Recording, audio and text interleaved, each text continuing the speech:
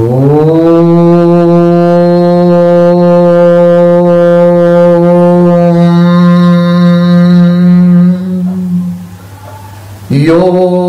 भूतं च भव्यं च सर्वं यश्चादितिष्ठति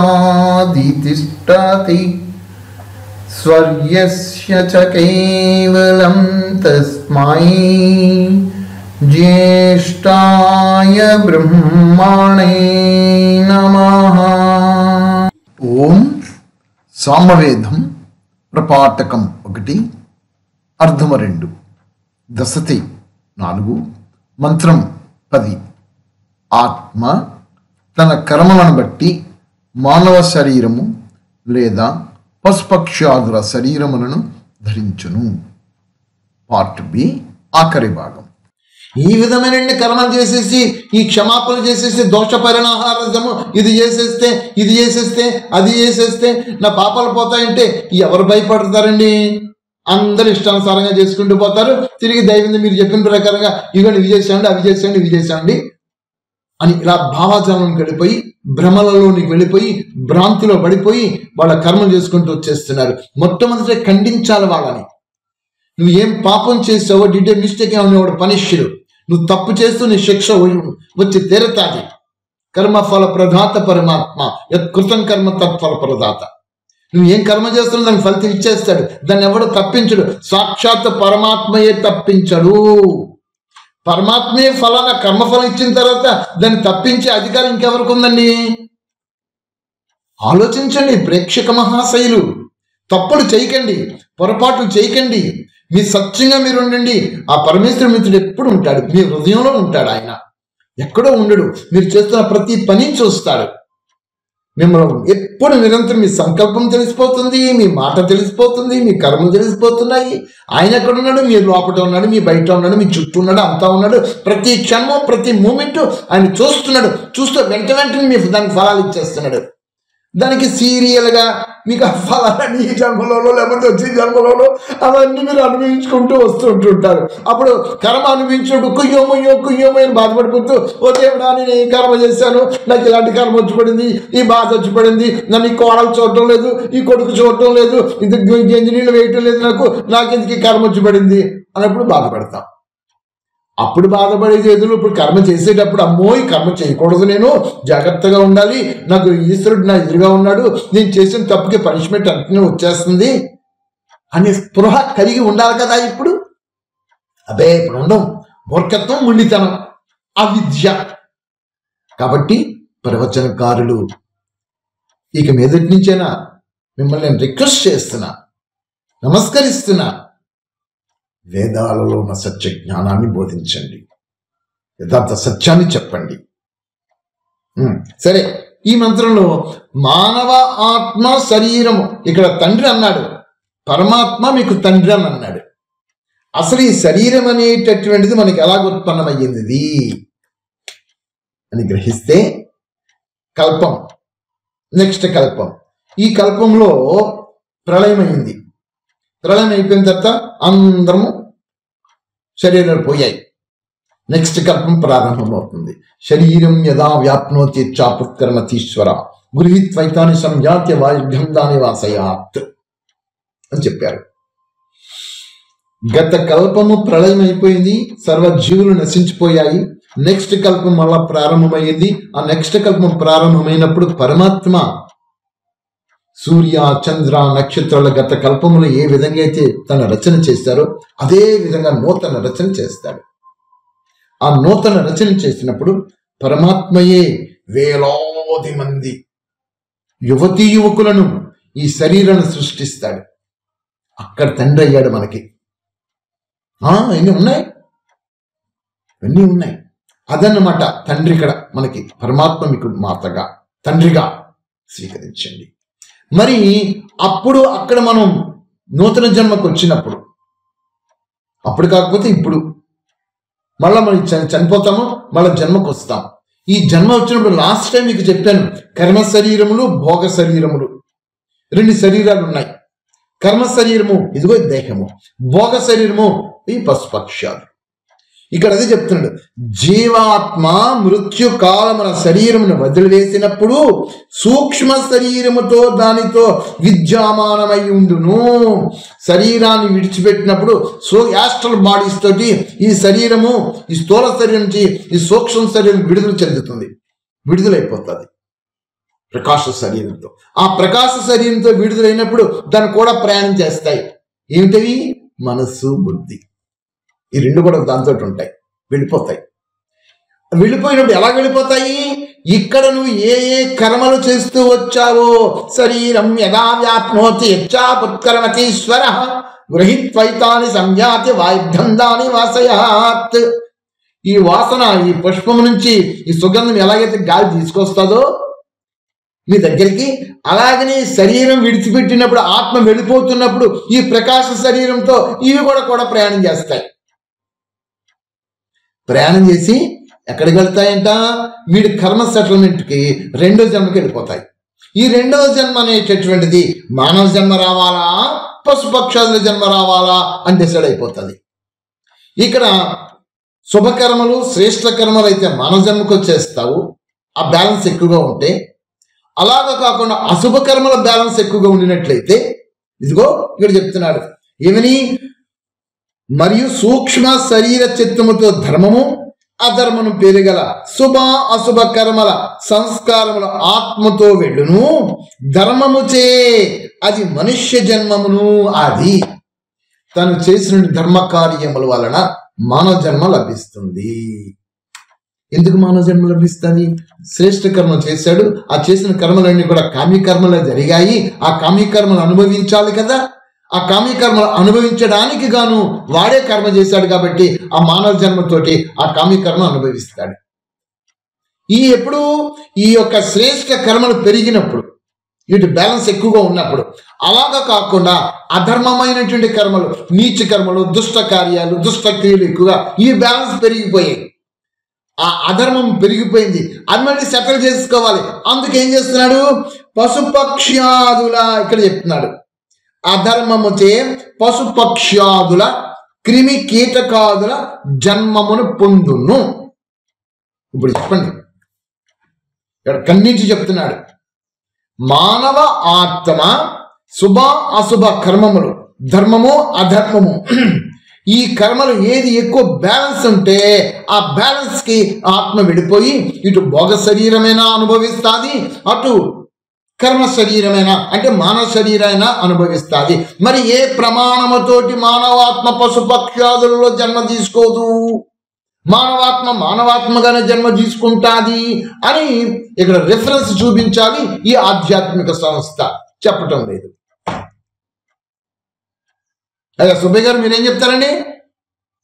మన ఈ జన్మ కూడా ఉంది, మా జన్మల వల్లే మనకి జన్మలు వస్తాయి అని, మంచి జన్మలు చెడు జన్మలు తీపుతుంది. అంటే ఇక్కడ భారతదేశములో జీవనయాత్ర సాగించి జన్మ తీసుకుని జీవనయాత్ర సాగిస్తున్న నా ప్రియ ఆత్మభౌల బంధువులందరికీ కూడా ఇదే నేను నమస్కరించి చెప్తున్నాను. వేదములను ప్రామాణికంగా తీసుకోండి. వేదములలో లేని విద్య లేదు. సర్వ విద్యలు, సమస్త విద్యలు మానవ జీవనానికి కావలసినవే కాకుండా ప్రకృతికి సంబంధించిన విద్యలు ఉన్నవి, మోక్ష ప్రాప్తికి సంబంధించిన విద్యలు ఉన్నవి, జీవన గతులు సంబంధించిన విద్యలు ఉన్నవి. మైక్ ఆన్ చేయండి సార్, రిఫ్లెక్షన్ వచ్చేస్తుంది, ఇది ఉన్నవి. కాబట్టి మరి ఇక్కడ ఈ విధంగా ఖచ్చితంగా చెప్తున్నప్పుడు, ఇక్కడ ప్రమాణములకు రిఫరెన్సెస్ లేనప్పుడు దానిని ఎలా యాక్సెప్ట్ చేస్తాం? ఇది ఈ విధంగా ఉంటే ఇంకొక దగ్గరికి వచ్చి చూస్తే పరమాత్మ మానవ శరీరమును ధరించుతాడు, ఈ అవతారవాదాన్ని తీసుకొచ్చి చూపిస్తే ఓకే, శిరస్సు ఉంచుదాం. రిఫరెన్స్ చూపించండి. ఎందుకు రిఫరెన్స్ చూపించమంటున్నాను? వేదమే ప్రమాణము అని అందరం చెప్పుకుంటున్నాం.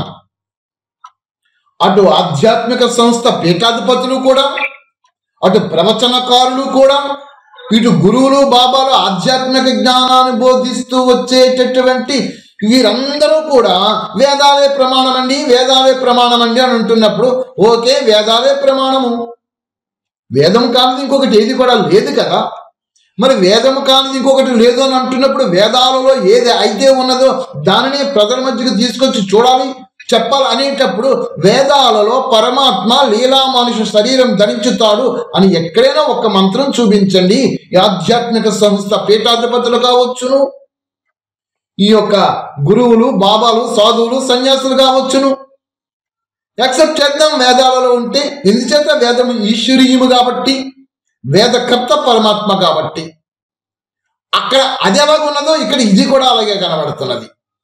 ఏమిటా ఇది? మానవ ఆత్మ పశుపక్షాదుల్లో జన్మ తీసుకోదు అని వీళ్ళు ఏదైతే చెప్తున్నారో దీనికి రిఫరెన్స్ లేదు. పరమాత్మ లీలా మనుషు శరీరం ధరించుతాడు అన్నదానికి రిఫరెన్స్ లేదు. అలాగే పరమాత్మ మానవ శరీరాన్ని శరీరంలోనికి వచ్చి జ్ఞానం బోధిస్తున్నాడు అని చెప్పేదానికి కూడా రిఫరెన్స్ లేదు. ఇవన్నీ నోటి మాటలే. చెప్పేటప్పుడు మొట్టమొదటి ప్రారంభంలో ఒకటితోటే ప్రారంభమయ్యి, ఒక వ్యక్తితో ప్రారంభమయ్యి కొన్ని వందల సంవత్సరాలు అయ్యేటప్పటికి అది విస్తారం వెళ్ళిపోయి అందరిలోనికి ఈ జ్ఞానమే ప్రచారం అయిపోయి ఇదే సత్యం అనుకుంటున్నారే తప్ప అసలు మొట్టమొదట వ్యక్తి దగ్గరికి వెళ్ళిపోయి చూస్తే అప్పుడు ఏమి చెప్పాడు ఆ వ్యక్తి? ఆ చెప్పిన వ్యక్తి వేద ప్రమాణాలతో చెప్పుతున్నాడా?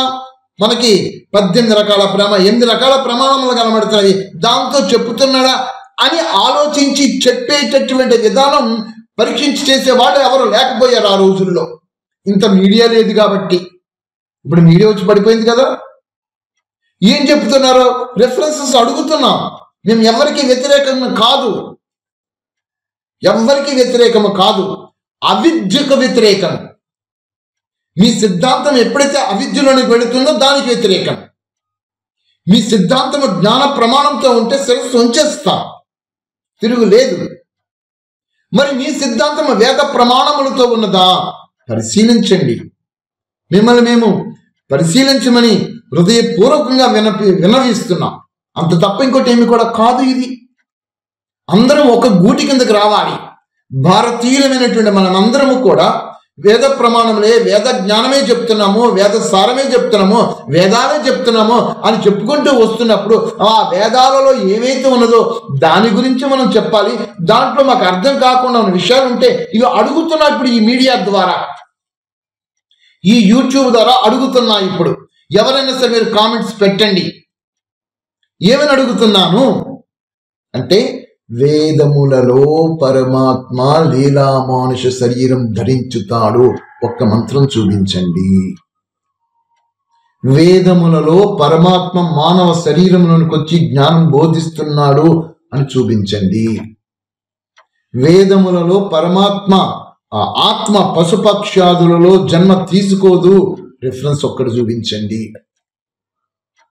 వేదములలో వ్యక్తి ఆరాధన ఉన్నది అని రెఫరెన్స్ చూపించండి. ఒక్క మంత్రం చూపించండి చాలు. మరి వేదములో లేనటువంటి మేము ఎందుకు అంటున్నామంటే, మేము వేద జ్ఞానం చెప్తున్నాం అంటున్నారు కాబట్టి, వేద సారమే చెప్తున్నాం అంటున్నాము కాబట్టి, వేద విషయాలే ప్రజలకు బోధిస్తున్నాము అంటున్నారు కాబట్టి మీరందరూ కలిపి ఇప్పుడు వేదాలు మేము చదువుకున్నాము కాబట్టి ఇప్పుడు మేము అడుగుతున్నాం మిమ్మల్ని, మీరు సత్యాన్ని చెప్పండి మాకు. ఎందుచేత వేదమే ప్రమాణము, వేదమే ఈశ్వర్యమే, వేదకర్త పరమేశ్వరుడు కాబట్టి. మరి ఈ మంత్రం ఏం చెప్పింది? జీవాత్మ మృత్యుకాలమున శరీరమును వదిలివేసినప్పుడు సూక్ష్మ శరీరముతో దాని విద్యమానమయుడును, దానితో మరియు సూక్ష్మ శరీరాస్థ చిత్తముతో ధర్మము అధర్మము పేరు గల శుభ అశుభ కర్మల సంస్కారముల ఆత్మతో వెళ్ళును. అదే మనం చెప్తున్నాం మన భాషలో. సంచితము, ఆగామి, ప్రారంధము. సంచితము వాడు చేసినప్పుడు, జీవించినప్పుడు ఏమి కర్మలు చేశాడో అవన్నీ కూడా వాడిలోనే ఆ బ్యాగ్లో ఒక బాక్స్లో ఫిల్ అయిపోయి ఉంటది. వాడు శరీరం విడిచిపెట్టిన తర్వాత వాడు కూడా ప్రయాణం చేస్తుంది, అదే ఆగామి. ఆ తర్వాత వాడు జన్మించినప్పుడు ఈ ఏదైతే ప్రయాణం చేసుకొచ్చో ప్రారంధ రూపంలో వాడు దాన్ని అనుభవిస్తాడు. అందుకే చూడండి, ఇప్పుడు మనం ఇంతమంది ఉన్నాం ఇక్కడ, ఇంతమందిలో కూడా అందరి యొక్క స్థితిగతులు ఒకలాగా లేవు కదా. కారణం ఏంటి? మనం చేసుకున్న పూర్వజన్మ కృతం కర్మ. గత జన్మలలో మనం చేసుకున్న కర్మలే ఈ జన్మలో ప్రారబ్ధ రూపంలో ఆయా విధానాలతోటి మనం అనుభవిస్తున్నాం. ఇది వెళ్ళును. ధర్మముచే అది మనుష్య జన్మమును వాడు ధర్మ బ్యాలెన్స్ పెరిగింది, బాగా ఉంది, చక్కగా మానవ జన్మ తీసుకుంటాడు. మరియు అధర్మముచే పశుపక్షాదులు క్రిమి కీటకాదులు జన్మమును పొందును. క్లియర్ గా చెప్పేసి ఇస్తాడు ఇక్కడ. పశుపక్షాదులు క్రిమి కీటకాదులు జన్మం తీసుకుంటున్నారని చెప్పేసి జన్మ జీవాత్మ జ్ఞాన గ్రహణ సామర్థ్యం కలుగుట వల్ల కశ్యప అనగా ద్రష్ట అయి ఉన్నది. అది ద్రష్ట, సాక్షిగా ఉంటుంది జీవాత్మ. ఇప్పుడు మీరు ఉండండి అలాగా. హజరత్ అయ్య చెప్పమ్మా, హ్యాండ్ రైజ్ చేసావు.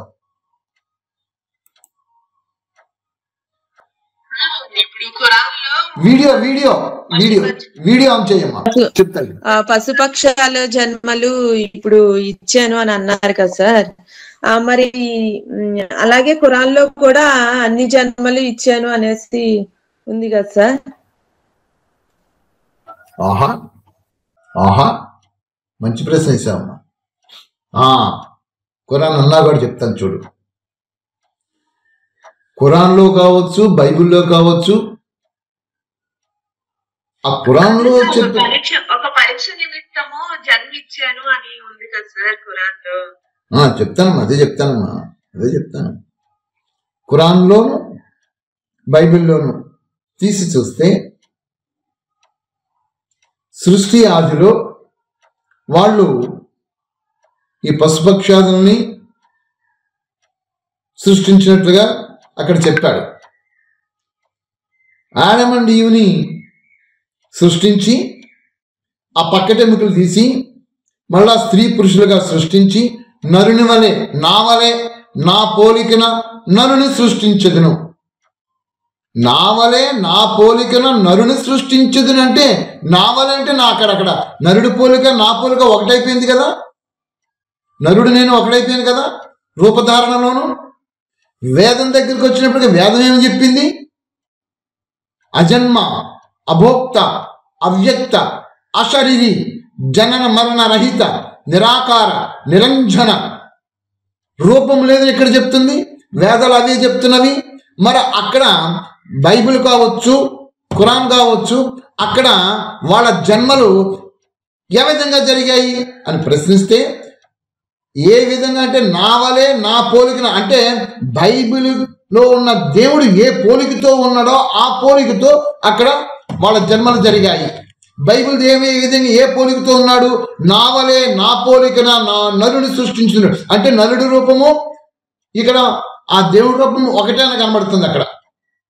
అదే బైబిల్లో తీసి చూస్తే 70 మంది చూసినట్లుగా ఒకరితోటి యుద్ధం డైరెక్ట్ గా యెహోవా దేవుడే యుద్ధం చేసినట్టుగా, ఆ యెహోవా దేవుడే నాకు గృహము లేకుండా దేశమంతా సంచరిస్తున్నాను, గుడారాలతో నివసిస్తున్నాను అని చెప్పడం జరిగింది. ఇంకొక దగ్గర అబ్రహాముకి కనబడుతున్నప్పుడు అబ్రహాము కొవ్విన లేగదోడిని వధించి దాని మాంసము ఆ రొట్టెలు తీసుకొచ్చి చూపిస్తే తినినట్లుగా, ఇంకొక దగ్గర చూస్తే నా దక్షిణ హస్తం నిన్ను మూస్తుంది, నా వెనుక పార్శ్వం చూస్తావు, నా ముఖం నీకు కనబడదని చెప్పినట్లుగా ఇన్ని విధాలుగా అక్కడ మనకు బైబిల్లో కనబడుతుంది.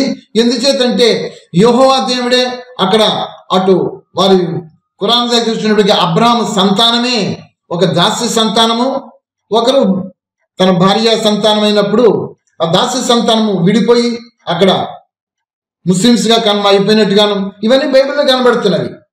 అలాంటి విషయాలలో అక్కడికి వెళ్ళి చూస్తే నా వలే నా పోలిక నా నరుడు సృష్టించేది నన్ను అన్నప్పుడు అక్కడ మనిషి పోలిక ఆ దేవుడి పోలిక ఒకటైపోయింది. వేదం దగ్గరికి వచ్చి చూస్తే వేదంలో నిరాకారం చెప్పేసేసింది. అక్కడ పశుపక్షాలను సృష్టించానని అన్నాడు అక్కడ. కానీ వేదం దగ్గరికి వచ్చి చూస్తే ఈ మంత్రంలో వేదం ఏం చెప్పింది? జీవుడు శరీరమును ధరించిన తర్వాత వాడు ధర్మ అధర్మములను బట్టి అనగా శుభ అశుభ కర్మలను బట్టి వాడికి మానవ జన్మ కానీ పశుపక్షాదుల జన్మ కానీ వాడు నేనే ఇస్తాను వాడికి అని ఇక్కడ జరిగింది. మీలాగా నేను శరీరం ధరించడం జరిగింది. పైగా సృష్టి ప్రారంభములో సర్వ మానవులని నేను సృష్టిస్తానని చెప్పడం జరిగింది. యువతీ యువకులుగానే నేను సృష్టిస్తానని చెప్పడం జరిగినది. ఇక్కడ యువతీ యువకులుగా నేను సృష్టిస్తాను అని అన్నప్పుడు వేలాది మందిని ఇక్కడ నేను సృష్టిస్తాను అన్నప్పుడు ఈ వేలాది మంది తల్లిదండ్రులు తయారైపోయారు.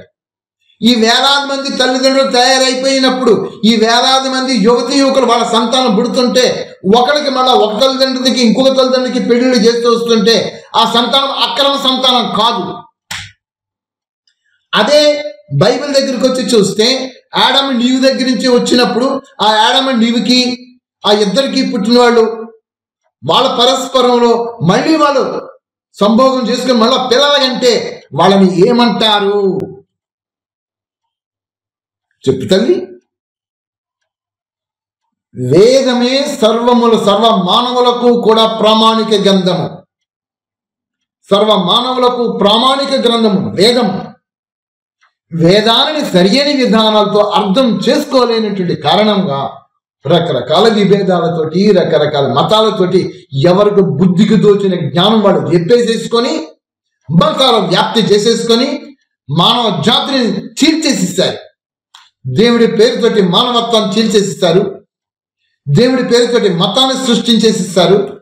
దేవుడి పేరుతోటి రక్తపాతాన్ని సృష్టించుకుంటున్నారు. దేవుడి పేరుతోటి కమర్షియల్ వ్యాపారాలు చేసుకొని బ్రతికేస్తున్నారు. ఏమిటి ఇంత దిగజారిపోయింది మానవ సంతతి. కాబట్టి ఇవన్నీ మనకు అనవసరం. మనం నేర్చుకుంటున్నాము, తెలుసుకుంటున్నాము వేదం. అబ్బో పరమేశ్వర కృతము వేదం. వేద జ్ఞానమే ప్రమాణం.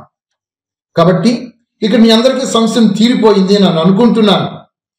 పరమాత్మయే వాడు ఈ జ్ఞానం చెప్పిన ప్రకారముగా జీవుడు శరీరాన్ని ధరించి ధర్మ మార్గంలో ఉన్నత గతిని చేసుకుంటూ పోతూ ఉంటే మానవ జన్మ వస్తుంది. ఈ మానవ శరీరాన్ని నిర్మించినటువంటి వాడు పరమాత్మయే. శరీరాన్ని ధరించిన తర్వాత జీవుడు వివేక జ్ఞానముతో ఇక్కడ చెప్తున్నాడు మళ్ళా వివేక జ్ఞానముతో తీవ్రమైన పురుషార్థం చేసుకుంటూ అన్నిటి నుంచి సెటిల్ చేసుకుంటూ వచ్చేస్తుంటే వీడు మోక్షానికి అర్హతను ప్రాప్తం చేసుకుంటాడు. ఆ మోక్ష ప్రాప్తి పరాంత కాలముక్తి. యథేచ్ఛగా ఈ విశ్వమంతా విహరిస్తూ పరమాత్మతో సన్నిధిలో ఉంటూ ఉంటాడు. వాళ్ళు ముక్త జీవులు అంటారు వాళ్ళని. అది ఎప్పుడైతే క్షణం అవుతుందో మళ్ళీ మానవ జన్మకు వస్తారు. ఇంత వివరణాత్మకంగా కనబడుతున్నది. కానీ నువ్వు కర్మ చేసినప్పుడు వివేకముతో వేదానుష్ఠానముగా వేద విహితమైన కర్మలతో నువ్వు కర్మ చేయడం నేర్చుకోవాలి. ఈ పై మాటలు భావాలకు తోచిన మాటలు చెప్పేసుకుని జ్ఞానం చెప్పేసేసుకుంటే అది పనికి రాదు. వేదం ఏమి చెప్పిందో అదే వేదాన్ని ప్రమాణంగా తీసుకోండి. ఇంత చక్కగా చెప్తుంది. ఏమని? జ్ఞాన విజ్ఞానములను సంచయం ఉనర్చవలసిండును. ఏలన పరమేశ్వరుడు దానం శరీరములో జన్మదాత ఉన్నాడు. ఇక్కడ శరీరములకు జన్మదాత అంటే ఎప్పుడు జన్మను మనకి ఇచ్చాడు? శరీరం కల్పం దగ్గరికి వెళ్ళిపోవాలి.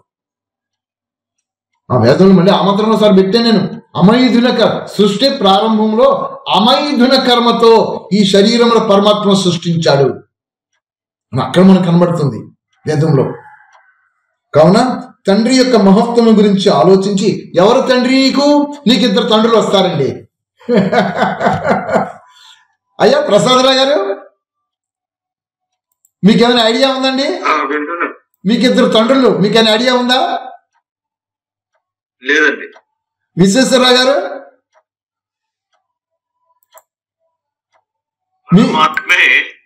అసలు మనకి తండ్రి ఇక్కడికి ఈ జన్మ తీసుకునేటప్పుడు ఎడుదరికన్ని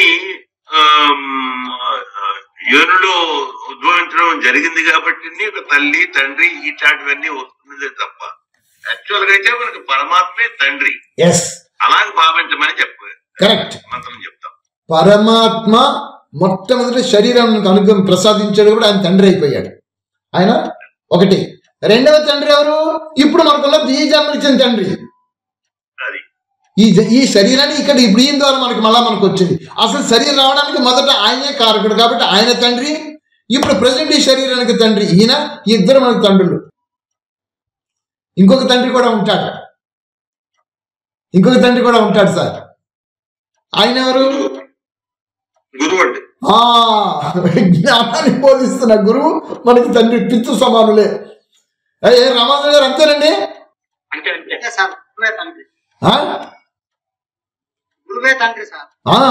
గురువు తండ్రి మనకి. గురువు తండ్రి, జన్మనిచ్చిన తండ్రి ఈ తండ్రి, మొట్టమొదటి శరీరాన్ని ప్రసాదించిన ఆత్మ తండ్రి పరమాత్మ.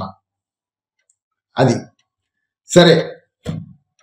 కావున తండ్రి యొక్క మహత్వం గురించి ఆలోచించి అది జీవితంలో శ్రద్ధను తల్లిగా స్వీకరించండి. శ్రద్ధ ఉండాలండి దేనికైనా సరే. ఆరంభ సూరత్వం పనికి రాదు. బాగా ఆలోచించి ఇది నా గమ్యాన్ని చేర్చేస్తుంది, నా లక్ష్యాన్ని భేదిస్తుంది, ఎస్ ఇది సత్యమైనటువంటిది, ఓకే అని మొట్టమొదటే త్రికాలదర్శిగా అయ్యి ఆ కార్యాన్ని మీరు చేపట్టాలి. చేపట్టినప్పుడు మీరు చాలా శ్రద్ధతోటి ఆ కార్యం ఎండింగ్ వరకు కూడా మీరు ఉండిపోవాలి దాని మీద. అప్పుడు దాని ఫలితం మీకు వచ్చేస్తుంది. శ్రద్ధను తల్లిగా స్వీకరించండి. సోమర్థానాన్ని ఎప్పుడు కూడా దగ్గరికి రానివ్వకండి. అది సార్ 7:30 అయిపోయింది. ఆఫ్ చేసుకుందాము. ఏదైనా సంశయాలు ఎవరికైనా ఉన్నాయా అండి? అర్థమైంది సార్. ఇప్పుడు ఖురాన్లో వేదంలో మైథిలి సృష్టిలో చాలా మందిని సృష్టించాడు దేవుడు. ఈ ఖురాన్లో ఒక జంతునే సృష్టించాడు. అక్కడ వస్తుంది. అమ్మా నీ వీడియో ఆన్ చేసి మాట్లాడమ్మా. సార్ అన్ని గ్రంథాలు ఒకటే అనుకునే వాళ్ళకి ఇది బాగా క్లియర్ అవుతుంది అని అనిపిస్తుంది సార్. అంటే వేదంలో చాలా మందిని సృష్టించాడు కదా మైథిలి సృష్టిలోని దేవుడు. ఈ ఖురాన్ లోకి వచ్చేటప్పటికి ఒక్క జంటనే సృష్టించాడు. అప్పుడు చాలా తేడా వచ్చేసింది కదా సార్. క్లియర్ అవుతుందని అనుకుంటున్నాను. అన్ని గ్రంథాలు ఒకటే అనుకునే వాళ్ళకి ఇది క్లియర్ అవుతుందని నాకు అనిపిస్తుంది సార్. ఓం జౌ శాంతి. ఓం అంతరిక్షగం శాంతి. ఓం పృథివీ శాంతి. ఓం ఆపః శాంతి. ఓం ఓషధయః శాంతి. ఓం వనస్పతయః శాంతి. ఓం విశ్వే దేవాః శాంతి. ఓం బ్రహ్మ శాంతి. ఓం సర్వగం శాంతి. ఓం శాంతిరేవ శాంతి. ఓం సామా శాంతిరేధి. ఓం శాంతి శాంతి శాంతి. ఓం నమః.